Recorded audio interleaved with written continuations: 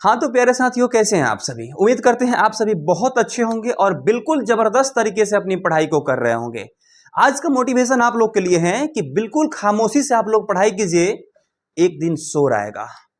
खामोशी से आप लोग पढ़ते रहिए, एक दिन शोर आएगा।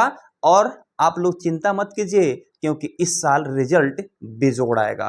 प्यारे बच्चों, मैं अरविंद कुमार अभिजीत ऑनलाइन क्लासेस में आप सभी का फिर से एक बार बहुत बहुत स्वागत करता हूं। और इससे पहले वाले क्लास में मैंने Bihar board class 10th geography का चैप्टर नंबर 1 का ये जो यहाँ पे ख दिया गया है, इस ख का मैंने सब्जेक्टिव पूरा डिटेल वाइज टॉपिक बता दिया है, ठीक है। और साथ ही साथ आपका ऑब्जेक्टिव भी क्लियर हो जाएगा बाबू। तो आइए हम यहाँ पे सवाल को देखते हैं। सबसे पहला सवाल इसमें का ये होने वाला है कि जल संसाधन का मुख्य स्रोत क्या है। बच्चों बताओ, जल संसाधन का यहां पे पूछा जा रहा है सवाल में कि मुख्य स्रोत क्या है जल संसाधन का, यानी जल हम लोग जो यूज करते हैं अपने साधन में, उसका मुख्य स्रोत क्या है बच्चों, ठीक है। तो यहां पे कह सकते हैं कि इसका मुख्य स्रोत वर्षा है। कितना भी हम लोग क्यों ना खेती कर ले, कृषि कर ले, जब तक वर्षा नहीं होगी तब तक समझिए कि सुखाड़ घोषित होना ही है कि नहीं। इसलिए सबसे भयानक हम लोग का देखें तो अगर स्रोत तो वर्षा ही है बच्चों। आगे देखिए बच्चे सवाल, अगला सवाल कह रहा है कि पृथ्वी पर कुल जल का लगभग कितना प्रतिशत मीठा जल है। पृथ्वी पर जो है, मतलब कि पृथ्वी के ऊपर हो या फिर नीचे हो, कई प्रकार के जल पाए जाते हैं। तो प्यारे बच्चे यहाँ पे पूछा जा रहा है कि ना ही खारा जल पूछा जा रहा है, ठीक है ना, और ना ही भौम जल और ना ही सतही जल पूछा जा रहा है, यहाँ पे मीठा जल पूछा जा रहा है बच्चों, ठीक है ना। तो कहा जाए तो पृथ्वी पर कुल जल का लगभग, यानी जितना भी जल है उसका लगभग कितना मीठा जल पाया जाता है, ठीक है। तो यहां पे अगर देखा जाए बच्चे, तो यहां पे हम कह सकते हैं 3%, यानी कि ऑप्शन नंबर ए यहां पे करेक्ट आंसर हो जाएगा बाबू, ठीक है ना। अगला सवाल यहां पे कह रहा है कि भारत में सिंचाई का सबसे बड़ा स्रोत क्या है। सिंचाई के लिए भारत में, मतलब जो भी खेत वोत का पटवन वगैरह सब होता है, उसका मुख्य स्रोत क्या है बच्चों। तो यहाँ पे सवाल का यहाँ पे ऑप्शन चार्ट हो दिया हुआ है। कुआं से नहीं काम चलेगा, नहर से भी काम नहीं चलेगा, तालाब से भी नहीं चलेगा, वर्षा से हम लोग का काम चलता है। यानी अभी अभी जो इसी मौसम में जो है ना, ये खेती हुआ है, धान का कृषि हुआ है, इसमें अगर वर्षा नहीं होती है तो समझिए कि इन तीनों से संभव ये नहीं है कि हम लोग अपना कृषि कर पाए, ठीक है। अगला सवाल देखें, यहाँ पर कह रहा है कि भूजल का प्रमुख स्रोत क्या है। भूजल का प्रमुख स्रोत क्या है बच्चों। तो भूमि के अंदर जो जल होता है ना, जो हम लोग निकाल करके हैंडपंप द्वारा अपने पेयजल के रूप में यूज करते हैं, उसका कह रहा है कि मुख्य स्रोत क्या है, तो वह है वर्षा। वर्षा जब होती है तो धरती में नीचे जो है, पृथ्वी के नीचे पानी का स्तर बढ़ जाता है। इसलिए कभी कभार आप लोग देखते होंगे कि कोई कोई कल जो है, ये गर्मी के दिनों में ज़्यादा पानी नहीं देता है, लेकिन बरसात के दिन में पूरा भर भर के पानी देता है। तो इसलिए हम कह सकते हैं कि वर्षा जो है भूजल का प्रमुख स्रोत है, ठीक है ना। अगला सवाल देखिए बच्चे यहाँ पे, तो बाबू यहाँ पे अगला सवाल कर रहा है कि वर्षा जल संचयन का मुख्य उद्देश्य क्या है। वर्षा जल को हम एकत्रित करके रखते हैं, तो क्यों रखते हैं, उसका उद्देश्य क्या है, टारगेट क्या है, एम्बिशन क्या है। तो यहाँ पे देखिए बच्चे, तो इसको हम लोग इसलिए रखते हैं कि हम जल को बचा सके, है ना। नदी से अगर हम लोग का पटवन करना है तो हम वर्षा जल को संचयन करके अगर तालाब में रखते हैं तो उससे भी पटवन का काम कर सकते हैं, सिंचाई का काम कर सकते हैं। लेकिन यहाँ पे अगर देखा जाए तो वर्षा जल का मुख्य हम लोग का उद्देश्य यही है, जल को बचाना, ध्यान रखिएगा, ठीक है। अगला सवाल है यहाँ पर कि बहुउद्देशीय नदी घाटी परियोजना का उद्देश्य क्या है। बहुउद्देशीय नदी घाटी परियोजना का उद्देश्य क्या है। तो अलग अलग तरीके का, एक तरह से देखा जाए तो इसका जो है ना उद्देश्य अलग अलग तरीके से होता है। यानी बहुउद्देशीय का मतलब क्या होता है कि बहुत उद्देश्य से हम लोग नदी घाटी परियोजना का निर्माण करते हैं, ठीक है। तो यहाँ पे हो जाएगा कि सिंचाई के लिए भी करते हैं, बिजली उत्पादन के लिए भी, बाढ़ नियंत्रण के लिए भी, यानी ऑप्शन नंबर डी उपर्युक्त सभी हो जाएगा यहाँ पर, ठीक है ना।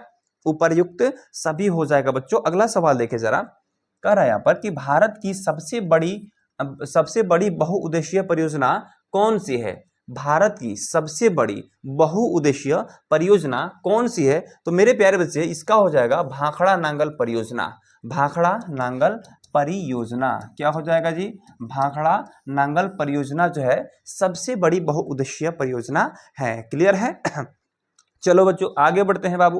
अगला सवाल कर रहे हैं यहाँ पर कि दामोदर नदी को किस नाम से जाना जाता है। दामोदर नदी को किस नाम से जाना जाता है। तो बाबू यहाँ पे जो है बंगाल का शोक, बंगाल का शोक किसे कहते हैं? तो दामोदर नदी को कहते हैं। इसी प्रकार अगर हम बात करते हैं कि बिहार का शोक किसे कहते हैं बच्चों, तो ये हो जाएगा आपको, ये हो जाएगा कोसी नदी, है ना। अगर भारत की बात की जाए कि भारत का शोक किसे कहते हैं, तो ये कहते हैं गंडक को, है ना। लेकिन बंगाल का शोक किसे कहते हैं, तो ये कहते हैं मेरे बच्चे दामोदर। बाबू किसको कहते हैं? तो प्यारे बच्चों दामोदर घाटी, दामोदर नदी को कहते हैं। क्लियर है ना यहाँ तक?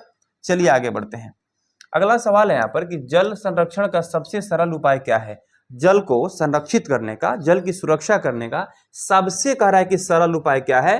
तो वर्षा जल संचयन। वर्षा जल को हम लोग पोखरा में, तालाब में, मतलब जो भी है गड्ढा गुड्ढी जितना में भी हम लोग संरक्षित करके रखें, और जब जल खत्म होने लगे गर्मी के दिनों में तो हम उसका यूज करना शुरू कर देते हैं, तो उसी को कह सकते हैं कि सबसे सरल उपाय है।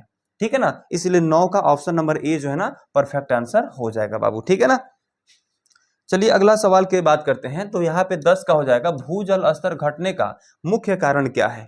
भूमि के अंदर जो जल घट जाता है, जिससे गर्मी के दिनों में हमारा हैंडपंप जो है पानी कम देना शुरू कर देता है, कम पानी देने लगता है, तो उसका मुख्य कारण क्या है? तो अत्यधिक वर्षा से पानी घटेगा तो नहीं, ये अत्यधिक दोहन के कारण, अत्यधिक जल का हम दोहन करते हैं ना, तो उस स्थिति में जल घट जाते हैं, जिसके चलते हैंडपंप पानी कम देना शुरू कर देता है। ठीक है, चलो बाबू अगला सवाल देखें जरा। कह रहा है कि जल प्रदूषण का मुख्य कारण क्या है?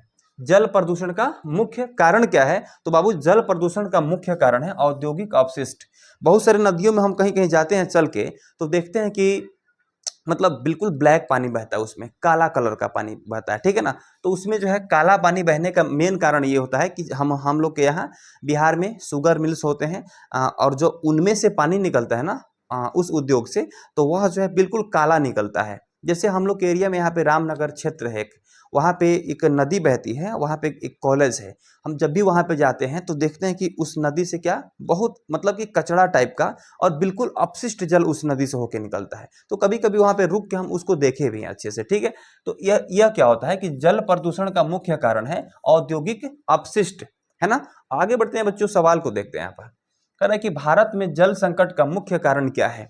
भारत में जल संकट का मुख्य कारण क्या है? तो बाबू इसका भी बिल्कुल सही उत्तर हो जाएगा, ऑप्शन नंबर बी हो जाएगा। ठीक है ना, असमान वितरण। भारत में जल संकट का मुख्य कारण यही है कि असमान वितरण, जल का असमान वितरण होना। ठीक है, चलो बच्चों अगला सवाल है, मीठे जल का सबसे बड़ा भंडार कहाँ पर है? मीठे जल का सबसे बड़ा भंडार की बात की जाए तो प्यारे बच्चे यहाँ पे सवाल कह रहा है कि यह जो है हिमनद में है, या फिर समंदर में है, या फिर नदी में है, या फिर झील में है। तो ये जो है हिमनद में मिलता है। कहाँ पर मिलता है?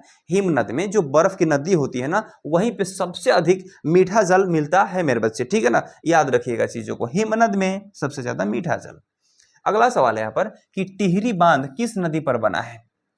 टिहरी बांध जो है किस नदी पर बना है? तो मेरे बच्चे ये जो है भागीरथी नदी पर बना है। टिहरी बांध कहां पर बना है जी? तो भागीरथी नदी पर बना है मेरे बच्चे, याद रखिएगा। आगे सवाल की तरफ चलते हैं। कह रहा है कि भाखड़ा नांगल परियोजना किस नदी पर है? भाखड़ा नांगल परियोजना जो है किस नदी पर है? तो बाबू ये जो है ये सतलुज नदी पर है। किस नदी पर है? सतलुज नदी पर है बच्चों, याद रखिएगा। ये जो है भाखड़ा नांगल परियोजना सतलुज नदी पर है। और परियोजना से समझ रहे हैं, वहां पे बाढ़ को नियंत्रित करने के लिए, वहां के क्षेत्रों को बाढ़ से बचाने के लिए वहां पे बहुत बड़ा एक चैम्बर बनाया जाता है, ऑफिस टाइप का। वहां पे कुछ स्टाफ, सरकारी स्टाफ रह के और वहां के अगल बगल इलाकों की सुरक्षा करते हैं, है ना। तो जब कोई स्टाफ रह करके अब किसी नदी के किनारे कोई सरकारी वहां पे बंगला बना दिया जाता है, और वहीं से वे लोग क्या करते हैं, सभी अगल बगल इलाकों का सुरक्षा करते हैं। बस उसी तो नदी घाटी परियोजना कहते हैं। क्लियर है, आगे बढ़ते हैं। यहाँ पर ये 16 का आंसर देखते हैं हम लोग क्या होने वाला है। 16 में करा है हीराकुंड बांध किस नदी पर बना है? तो हीराकुंड बांध की बात की जाए तो ये जो है महानदी पर बना है। हीराकुंड बांध कहां पर बना है? महानदी पर बना है बच्चों। आगे बढ़ते हैं और सवाल की तरफ रुख करते हैं। सरदार सरोवर परियोजना किस नदी पर है? सरदार सरोवर परियोजना जो है किस नदी पर है? तो ये है मेरे बच्चे नर्मदा नदी पर। किस नदी पर है? नर्मदा नदी पर है। ठीक है, याद रखिएगा, 17 का ए हो जाएगा आपको। ठीक है, आते हैं देखते हैं यहाँ पर 18 का। कह रहा है विश्व जल दिवस कब मनाया जाता है? तो ये जो है 22 मार्च को हम लोग बिहार दिवस भी मनाते हैं। क्या मनाते हैं बाबू? बिहार दिवस भी मनाते हैं, और इसी दिन हम लोग क्या मनाते हैं? विश्व जल दिवस। क्या मनाते हैं बाबू? तो विश्व जल दिवस भी मनाते हैं। याद रखिएगा, विश्व जल दिवस भी मनाते हैं, यानी कि 22 मार्च को हम लोग 2 दिवस से याद रखेंगे, एक तीर और 2 निशाना। विश्व जल दिवस 22 मार्च को ही और बिहार दिवस भी 22 मार्च को ही, ठीक है ना। तो इसलिए इसका ऑप्शन नंबर क्या होगा, ए सही हो जाएगा बाबू। अगला सवाल देखें जरा, यहाँ पे करा 19 नंबर सवाल है क्या, 19 नंबर सवाल में करा है कि जल का सबसे अधिक उपयोग किस क्षेत्र में होता है। तो मेरे बच्चे कृषि में होता है, क्योंकि जब लोग खेतों में कृषि करना शुरू करते हैं ना, ये बरसात के दिनों में या फिर उससे पहले वाले दिन में, जब वर्षा नहीं हो रहा होता है, अत्यधिक हम लोग के यहाँ धान की जो खेती होती है उसमें अधिक जल की आवश्यकता होती है, और उस समय नदी सूख जाते हैं। लोग इतना पंपिंग सेट का यूज करते हैं कि सभी पानी को नदी से उठा करके खेतों में फेंक देते हैं, जिससे नदियां सूख जाती हैं। और उद्योग में कितना ही यूज कर लीजिएगा, नदियां नहीं सूखती है, परिवहन में भी नहीं सूखती है, शिक्षा में तो इसका आवश्यकता ही नहीं है। तो जल का सबसे अधिक उपयोग कृषि में होता है। ऑप्शन नंबर ए आपका सही हो जाएगा बाबू। क्लियर है ना। चलिए अगला सवाल की तरफ रुख करते हैं। अगला सवाल है कि जल संसाधन का संरक्षण क्यों आवश्यक है।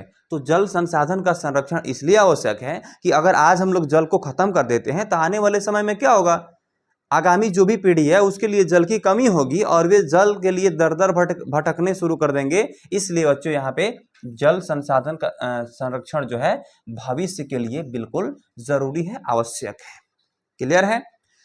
चलिए बच्चों आगे बढ़ते हैं। बाबू मेरे सवाल यहाँ पे कह रहा है क्या कि नदी जोड़ो परियोजना का उद्देश्य क्या है। नदी जोड़ो परियोजना का उद्देश्य क्या है, यानी एक नदी यहाँ पे जा रही है, सभी नदियों को एक में जोड़ने से फायदा ये है कि सभी लोगों को समान लाभ मिल पाएगा, ठीक है ना। तो इसलिए यहाँ पे नदी जोड़ो जल का संतुलित वितरण, जल का संतुलित वितरण यानी चारों तरफ जल बराबर होना चाहिए। जैसे यहाँ पे एक बड़ी नदी हो गई है ना, बड़ी नदी हो गई, इसे होके जल जा रही है, इस नदी को का कनेक्शन हम यहाँ से काटते हैं। चलो ये नदी सूखने लगी और इसमें अत्यधिक जल है अभी, तो इससे क्या फायदा हुआ इस छोटी नदी का। इसलिए नदी जब हम लोग जोड़ते हैं ना तो चारों तरफ एक ही नदी से पानी फैले रहता है, जिससे पानी जल्दी छोटी नदियों में भी खत्म नहीं हो पाता है। ध्यान रखना आप लोग, ठीक है। इसलिए जल का संतुलित वितरण के लिए नदी जोड़ो परियोजना का इस्तेमाल होता है। आगे बढ़ते हैं बच्चों सवाल की तरफ। कह रहे कि बिहार की प्रमुख नदी कौन सी है। तो बिहार की प्रमुख नदी ऐसे में गंगा है, और भारत की सबसे बड़ी नदी भी तो गंगा ही है। और भारत का सबसे लंबा पुल की बात की जाए तो वह है महात्मा गांधी सेतु, जो हमारे ही बिहार के अपने ही राजधानी पटना में बना हुआ है, ठीक है ना। और अपने भारत का सबसे लंबा पुल भी है, और भारत की सबसे लंबी नदी गंगा, जिसकी लंबाई देखा जाए तो 2525 किलोमीटर है। कितना है जी, 2525 किलोमीटर है बच्चों। आगे बढ़ जाए। चलिए 23 नंबर सवाल में करा है कि वर्षा जल का संग्रह कहाँ किया जाता है। वर्षा जल संचयन तो उसी समय से पढ़ते आ रहे हैं, लेकिन आखिर वर्षा जल का संचयन होता कहाँ पर है बच्चों। तो ये जो है टैंक में होता है। कहाँ पर होता है, टैंक में होता है। एक तरह से अगर देखा जाए तो सड़क पर तो नहीं होगा, मैदान और जंगल में तो नहीं होगा, लेकिन इसको अगर दिया रहता ऑप्शन में तालाब, तालाब अगर ऑप्शन में दिया रहता है ना तो ये भी हो जाता, ठीक है। लेकिन तालाब संजोग से इसमें देवे नहीं किया है, डायरेक्ट टैंक दे दिया है, तो टैंक में हम लोग जमा कर सकते हैं बाबू, ठीक है ना। अगला सवाल की तरफ रुख करते हैं। 24 नंबर का है कि जल प्रदूषण रोकने का उपाय क्या है। जल प्रदूषण रोकने का उपाय क्या है। तो कचरा नदी में डालना ये तो नहीं है, ये प्लास्टिक फेंकना ये भी नहीं, कुछ नहीं ये भी नहीं। यहाँ पे अपशिष्ट का शोधन करना, अपशिष्ट का शोधन करना ही क्या है कि हम लोग प्रदूषण को रोक सकते हैं। अपशिष्ट को समझिए कि यह अपशिष्ट है, उसका जो है ना यूज कभी भी नदी में मत कीजिए। जैसे अपशिष्ट पदार्थ नदी में फेंकते हैं उससे क्या होता है, जल प्रदूषण हो जाता है, ठीक है ना। तो इससे जल प्रदूषण का रोकने का उपाय यही है कि अपशिष्ट का आप शोधन कीजिए, ठीक है ना। उसको खपाने की मतलब कि धरती में ही खपाने की आवश्यकता है। गड्ढा बना दीजिए, जो भी कचरा निकल रहा है वहां पे लाके अंदर डालिए और उसको ऊपर से मिट्टी से भर दीजिए। उससे क्या होगा कि जल तो कम से कम प्रदूषित होने से बच जाएगा, है कि नहीं। चले, इसलिए यहाँ पे ऑप्शन नंबर बी आपका बिल्कुल सही हो जाएगा, ठीक है। चलो बच्चों आगे बढ़ते हैं। अगला सवाल की तरफ रुख करते हैं। कह रहा है यहाँ पर कि जल संकट का समाधान क्या है। जल संकट का समाधान क्या है। तो जल का संरक्षण, जल का अगर संरक्षण करते हैं तो जल संकट कभी भी नहीं आ सकता है। जल आपका बचा रहेगा, उसका सुरक्षा भी हो जाएगा, है ना, और जल संसाधन में कमी भी नहीं आएगा, ठीक है। इसलिए हमें क्या करना पड़ेगा, तो जल का संरक्षण बहुत जरूरी है बच्चों, ठीक है। चलो बच्चों आगे बढ़ते हैं। अगला सवाल है कि जल संसाधन किस प्रकार का संसाधन है। ये पूछने वाली सवाल है और एग्जाम में लड़ने वाला भी सवाल है बाबू कि यहाँ पे जो है जल संसाधन किस प्रकार का संसाधन है, तो आप कह सकते हैं मेरे बच्चे कि यह जो है नवीकरणीय संसाधन है। हम एक बार यूज कर लेते हैं, फिर धरती के नीचे भूमिगत हो जाता है वही जल, और वही जल फिर हम लोग पंपिंग सेट से निकालें या फिर हैंड पंप से निकाल करके फिर उसका हम लोग यूज करते हैं। तो इसलिए वह जो है एक प्रकार का नवीकरणीय होता है, लेकिन इसका ज्यादा यूज क्या होता है, जल का दोहन कहलाने लगता है। ठीक है, इसका ज्यादा यूज भी हानिकारक होता है। बच्चों 27 नंबर सवाल की तरफ रुख करते हैं। जल चक्र का मुख्य स्रोत क्या है। जल चक्र का मुख्य स्रोत यहां पर क्या है, तो मेरे प्यारे बच्चे ये जो हो जाएगा जल चक्र का मुख्य स्रोत क्या है, तो भाई मेरे इसका जो है ना बिल्कुल सही उत्तर आपका हो जाएगा ऑप्शन नंबर ए। अब आप सोच रहे होंगे कि सूरज का जल से क्या ताल्लुक है कि नहीं। तो देखिए यहां पे मान लेते हैं थोड़ा देर के लिए कि ये बादल हो गए, ठीक है, और ये हो गए आपको पृथ्वी, क्लियर है। यहां से हो गए ये आपको सूर्य हो गए, ठीक है ना, ये आपको क्या हो गए, सूर्य हो गए। ध्यान समझिएगा बच्चों, थोड़ा सा प्यार यहाँ पे दिखाइएगा जरूर। ये हो गए आपके सूर्य भगवान, और यहाँ से सूर्य भगवान यहाँ से क्या कर रहे हैं, यहाँ से प्रकाश दे रहे हैं, यहाँ पर प्रकाश दे रहे हैं, ठीक है। और यहाँ जब भी बारिश होता है तो सूरज के प्रकाश के कारण ही क्या होता है, यह जल वाष्प बन करके और फिर बादल बन जाता है, फिर वाष्प बन करके बादल बन जाता है, और फिर यहाँ से वर्षा होती है नीचे की तरफ। अगर सूर्य का प्रकाश नहीं होता तो जो भी जल पृथ्वी पे आते हैं ये जल पृथ्वी पे ही रहते, जिसके चलते ऊपर जाना नीचे आना, ऊपर जाना नीचे आना, ये चक्र क्या होता, रुक जाता। क्लियर है, समझ में आ रहा है कि नहीं आ रहा है। तो इसलिए कह रहा है कि जल चक्र यह क्या बनाता है, सूरज के प्रकाश से ऊपर जाके बादल बनना, वाष्प बन के ऊपर जाता है, बादल बनता है, फिर नीचे आता है, जब भी यह गर्म होता है तो ये पिघल करके फिर नीचे आता है, तो यह एक प्रकार का चक्र बना देता है। तो इसी को कहते हैं हम लोग जल चक्र। और इसका मुख्य स्रोत क्या है, तो वह है हमारे सूर्य भगवान, ठीक है ना। ऑप्शन नंबर ए बाबू यहाँ पे क्लियर हो गया ना। चलो आगे बढ़ते हैं। अगला सवाल है यहाँ पे, कह भूजल संरक्षण का उपाय क्या है, तो वर्षा जल संचयन। ये सवाल हमें लग रहा है कि रिपीट हो रहा है बच्चों, आगे बढ़ते हैं। अगला सवाल है यहाँ पर कि 29 नंबर, जल संरक्षण में पेड़ों की क्या भूमिका है। ये भी सोचने वाली सवाल है, हाउ टू थिंकिंग, इसको सोचे कैसे। तो बच्चों यहाँ पे समझिएगा कि जल संरक्षण में पेड़ों की क्या भूमिका है जल संरक्षण में। तो मेरे बच्चे यहाँ पे आप समझ सकते हैं कि अगर यहाँ पे पेड़ रहते हैं ना, पेड़ यहाँ पे रहते हैं, ये मान लेते हैं कि थोड़ा देर के लिए ये पेड़ है ना कि नहीं।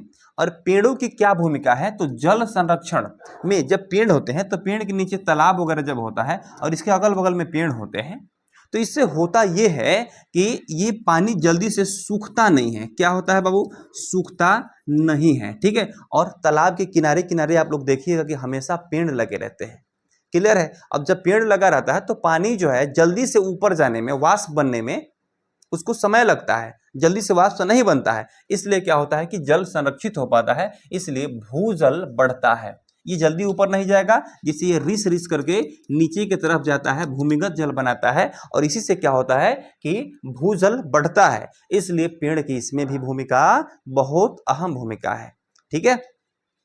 चलिए आगे बढ़ते हैं बाबू। अगला सवाल की तरफ रुख करते हैं कि भारत में सबसे अधिक वर्षा किस राज्य में होती है, तो वह जो है मेघालय में होता है, और वो भी मानसिंगराम में। मानसिंगराम एक जगह का नाम है, और वहीं पे जो है सबसे अधिक वर्षा होता है। केवल राज्य की बात करें तो केवल मेघालय हो जाएगा, ठीक है। चलो बच्चों आगे बढ़ते हैं, अगला सवाल की बात करते हैं। ये कह रहा है जल का रासायनिक सूत्र क्या है, तो हम जल के बारे में पढ़ रहे हैं, भले ही केमिस्ट्री का क्वेश्चन है लेकिन जल के बारे में पढ़ रहे हैं तो इसमें तो लाएंगे ही पक्का। तो ये हो जाए आपको H2O, 2 ठो हाइड्रोजन और 1 ठो यहाँ पे ऑक्सीजन मिला के बनता है क्या है बच्चों, तो जल बनाता है, क्लियर है ना। चलो बच्चों आगे बढ़ते हैं, अगला सवाल की तरफ रुख करें। कह रहा है कि जल प्रदूषण से कौन प्रभावित होता है, तो मानव भी प्रभावित होता है, पशु भी, वनस्पति भी, यानी उपर्युक्त सभी। यहाँ पे ऑप्शन नंबर डी आपका जो है करेक्ट आंसर हो जाएगा बाबू, ठीक है। यानी यहाँ से सब प्रभावित होते हैं, जल प्रदूषण से कौन प्रभावित नहीं होता। हम कहते हैं ना जल ही जीवन है, यानी हमारा ही केवल जीवन नहीं है, ये मानवों की जीवन है, पशुओं की जीवन है, और वनस्पतियों की जीवन है, सबका जीवन है। इसलिए हम यहाँ पे कहेंगे कि उपर्युक्त सभी प्रभावित होते हैं इससे, ठीक है। चलो बच्चों आगे बढ़ते हैं, अगला सवाल कर रहा है यहाँ पर। अगला सवाल यहाँ पे कर रहा है क्या कि जल संरक्षण का प्रसिद्ध नारा क्या है। जल है तो कल है है ना। जल ही जीवन है और इसमें सबसे प्रसिद्ध क्या है, जल है तो कल है।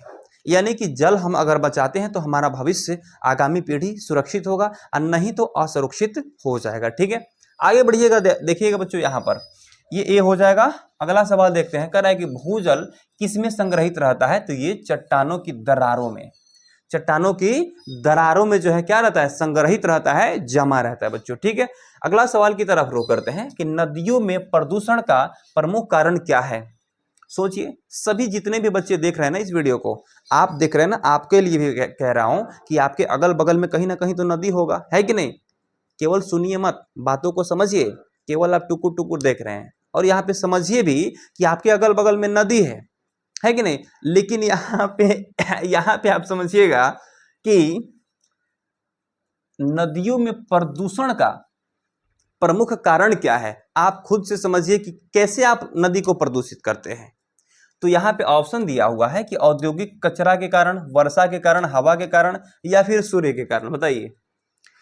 तो यहाँ पे आपको हो जाएगा कि औद्योगिक के कचरा के कारण जो है ना, सबसे ज्यादा नदी में कचरा फैलता है और जल का प्रदूषण होता है। ठीक है ना, आगे बढ़ते हैं बच्चे, यहाँ पे देखते हैं अगला सवाल। अगला सवाल यहाँ पे कर रहा है कि जल संकट से सबसे अधिक कौन प्रभावित होता है। तो जल संकट से कभी भी खेल प्रभावित नहीं होता है, परिवहन नहीं होता है, संचार नहीं होता है, सबसे पहले तो कृषि में सुखाड़ आ जाते हैं। तो यहाँ पे ऑप्शन नंबर ए आपका बिल्कुल करेक्ट आंसर है। ठीक है, अगला सवाल है यहाँ पर अगला सवाल है, कह रहा है कि जल का सबसे बड़ा प्राकृतिक स्रोत क्या है। जल का सबसे बड़ा प्राकृतिक स्रोत, तो वर्षा से भी बड़ा कोई प्राकृतिक स्रोत नहीं हो सकता है बाबू। यहाँ पे ऑप्शन नंबर ए आपका परफेक्ट आंसर हो जाएगा। ठीक है, चलो अगला सवाल है यहाँ पर, कह रहा है कि भारत में जल संरक्षण की आवश्यकता क्यों है। भारत में जल संरक्षण की आवश्यकता क्यों है। बढ़ती जनसंख्या के कारण, क्योंकि जनसंख्या इतना ना अधिक बढ़ रहा है। पहले जब एक घर में 2 लोग हुआ करते थे ना, तो उस समय 2 लोगों के लिए मतलब कि 10 बाल्टी पानी लगभग बहुत था, पीने के लिए, नहाने के लिए, अपना भोजन बनाने के लिए। लेकिन आज जो है एक ही घर में देखिए पूरा एकदम रावण खानदान, लगभग ज्यादा लोग मिलते हैं। ठीक है ना, तो वहां पे होता है ये कि सभी लोगों को नहाने के लिए, कपड़ा साफ करने के लिए, और उसमें भी लोग आजकल के पूरा एकदम समझिए कि मैन्युफैक्चरिंग हो गए हैं लोग। और एक तरह से सभी लोग क्या करते हैं कि कपड़ा भी फ्रेश चाहिए, रहना भी फ्रेश, खाना भी फ्रेश, तो उसके लिए जल का यूज ज्यादा हो रहा है। ठीक है, तो इससे हो रहा है क्या कि भारत में जल संरक्षण की आवश्यकता क्यों है, क्योंकि बढ़ती जनसंख्या इसको जो है प्रभावित कर रही है, जल की खपत बढ़ा रही है। ठीक है, आगे बढ़ते हैं बच्चों सवाल की तरफ, देखते हैं यहाँ पर 39 में कह रहा है कि वर्षा जल संचयन से क्या लाभ होता है। वर्षा जल संचयन से लाभ होता है कि भूजल स्तर बढ़ता है। नीचे ये जो पृथ्वी है इसके नीचे जो है जल बना रहता है ना, तो ऊपर क्या होता है कि फायदा ही फायदा है। ठीक है, चलो बच्चों आगे सवाल की तरफ रुख करते हैं। 40 नंबर सवाल में कह रहा है कि जल संसाधन का सही उपयोग क्या कहलाता है। अगर जल का आप सही उपयोग कर रहे हैं तो वह क्या कहलाता है। तो इस प्रक्रिया को हम कहते हैं जल का आप प्रबंधन कर रहे हैं, अपने जल की खुद व्यवस्था कर रहे हैं कि आगामी समय में भी हम जल का मतलब लाभ उठा सके, है ना। तो इसलिए ऑप्शन नंबर यहाँ पे ए सही हो जाएगा बिल्कुल। ठीक है, चलो बच्चों अगला सवाल की तरफ रुख करते हैं कि जल संरक्षण में किसकी भागीदारी आवश्यक है। जल संरक्षण में किसकी भागीदारी आवश्यक है। तो जल संरक्षण में ना मेरा है, ना तेरा है, ना उसका है, ना उसका है। यानी हम यहाँ पे कहें तो इसमें सभी नागरिक जितने भी लोग हैं इस धरती पर वास करते हैं, सभी लोगों का फर्ज बनता है कि जल का संरक्षण करें, जल की सुरक्षा करें, इसको योजनाबद्ध तरीके से यूज करें, है कि नहीं। तो इसलिए सभी नागरिकों का ये फर्ज है कि जल की यहाँ पे जल का संरक्षण करना चाहिए। ठीक है, अगला सवाल है यहाँ पर 42 नंबर में, जल संकट का एक प्रमुख कारण क्या है। जल संकट कब आता है, किस कारण जल संकट आता है ज्यादा मात्रा में। तो यहाँ पे अगर देखा जाए तो जनसंख्या वृद्धि, हाँ जनसंख्या वृद्धि से, कम वर्षा से भी, प्रदूषण से भी, यानी उपर्युक्त सभी हो जाएगा। ठीक है ना, सभी के कारण, उपर्युक्त सभी के कारण जल संकट आते हैं, है कि नहीं। चलो बच्चों अगला सवाल समझते हैं हम लोग। यहाँ पे कह रहा है कि भारत में पेयजल का मुख्य स्रोत क्या है। भारत में पेयजल का मुख्य स्रोत क्या है। तो मेरे प्यारे बच्चे इसका मुख्य स्रोत आपको यहां पर हो जाएगा भूजल। भूजल ये भूमि हो गए, भूमि के नीचे जो जल है उसे हम लोग हैंड पंप से ऐसे निकालते हैं। हैंड पंप से क्या करते हैं, ऐसे निकालते हैं और ऐसे जो है हैंड पंप चला चला करके और इसको जो है यूज करते हैं। ठीक है ना, जल का यूज करते हैं। अगला सवाल है यहाँ पर, करें कि जल संरक्षण का उद्देश्य क्या है, जल को हम लोग सुरक्षित क्यों करते हैं, तो आगामी पीढ़ी के लिए, अपने भविष्य के लिए, है ना, तो भविष्य के लिए जल बचाना जो है जल संरक्षण का मुख्य उद्देश्य है। बच्चों आगे बढ़ते हैं, सवाल कह रहा है कि जल संरक्षण का विवेकपूर्ण उपयोग करना क्या कहलाता है। अगर हम लोग जल का बुद्धिपूर्वक यूज कर रहे हैं, जैसे हमें 2 बाल्टी में नहा लेना, हम स्वस्थ हो जा रहे हैं, स्वच्छ हो जा रहे हैं, तो फिर हमें 10 बाल्टी नहाने की आवश्यकता ही क्या है, सभी जल नहा रहे हैं, सभी नीचे ही तो जा रहा है ना, थोड़ा देर के लिए ठंडा लग रहा है फिर नीचे ही जा रहा है। तो उसमें हम करेंगे ये कि इसको हम लोग कहते हैं सतत विकास। क्या कहते हैं बाबू, इसको हम लोग सतत विकास, यानी आगामी पीढ़ी को समझते हुए कोई काम हम लोग कर रहे हैं ना, तो उसे सतत विकास कहा जाता है। ठीक है, अच्छा इसका कोई और आंसर तो नहीं हो सकता है, प्रदूषण, बर्बादी, दोहन, संरक्षण, हाँ ठीक है, सतत विकास ही होगा। अगला सवाल है यहाँ पर कि जल संकट दूर करने के लिए क्या आवश्यक है, जल संकट को दूर करने के लिए क्या आवश्यक है, तो जल का संरक्षण, जल का संरक्षण करते हैं, जल संकट नहीं आएगा, है कि नहीं। आगे बढ़ते हैं बाबू, सवाल की तरफ रुख करते हैं, कह रहे हैं कि जल संसाधनों का संरक्षण किसकी जिम्मेदारी है, तो सबकी जिम्मेदारी है। केवल सरकार की है नहीं भैया, केवल किसान की नहीं, केवल उद्योग की नहीं, सभी की आवश्यकता है, सभी की ये जो है जिम्मेदारी है कि जल का संरक्षण करना चाहिए, योजनाबद्ध तरीका से जल का यूज करना चाहिए। क्लियर है, आगे बढ़ते हैं बच्चे, सवाल को देखते हैं। कह रहा है कि जल जीवन के लिए क्यों आवश्यक है, जल जो है जीवन के लिए क्यों आवश्यक है, तो सभी जीवों के अस्तित्व हेतु। अगर जल नहीं रहेगा तो यहाँ से इस सृष्टि से जो है सभी जीवों का अस्तित्व मिट जाएगा, इसलिए जल जो है इस सृष्टि में बहुत जरूरी होता है और सभी जीवों के लिए जरूरी है जल, है कि नहीं। चलो बच्चों, तो ऑप्शन नंबर यहाँ पे ए जो है ना आपका करेक्ट आंसर हो जाएगा। अगला सवाल की तरफ रुख करते हैं, जल संरक्षण का सर्वोत्तम उपाय क्या है, जल को संरक्षित करने का सबसे उत्तम उपाय क्या है, तो वर्षा जल को टैंक में रोक के रखिए, तालाब में रोक के रखिए, है कि नहीं, पोखर वगैरह में रोक के रखिए। तो यहाँ पे वर्षा जल संचयन जो है जल संरक्षण का सबसे बेहतर उपाय है बच्चों, है ना। अगला सवाल है मेरे दोस्त, ये कह रहा है क्या कि भारत में जल संरक्षण अभियान का मुख्य उद्देश्य क्या है, तो जल बचाना। क्या है बाबू, तो जल बचाना ही भारत में जल संरक्षण अभियान का मुख्य उद्देश्य है। तो यहाँ तक कुल 50 क्वेश्चन मैंने करवा दिया जल संरक्षण से, और अगर ये 50 क्वेश्चन को आप लोग रिपीट करके इस वीडियो को देख लेते हैं ना, तो समझिए कि मैं वादा नहीं दावा करता हूं कि जल संसाधन से एक भी क्वेश्चन छूट जाए ना, तो जाके लिख दीजिएगा कमेंट में कुछ भी, है ना।